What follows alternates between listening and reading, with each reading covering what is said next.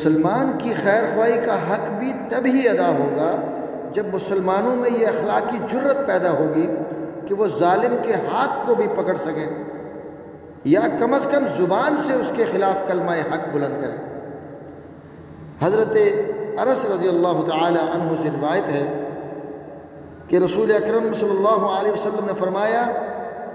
انصر اخاک ظالما او مظلوما فقال رجل یا رسول اللہ انصره اذا كان مظلوما ارأيت ان كان ظالما فكيف انصره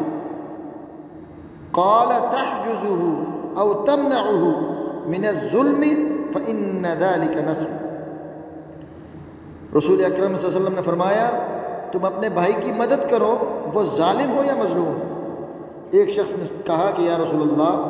صلی اللہ علیہ وسلم جب وہ مظلوم ہو تو میں اس کی مدد کروں، یہ بات تو ٹھیک ہے،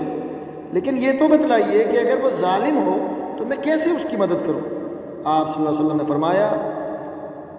اس کو تم ظلم کرنے سے روک دو،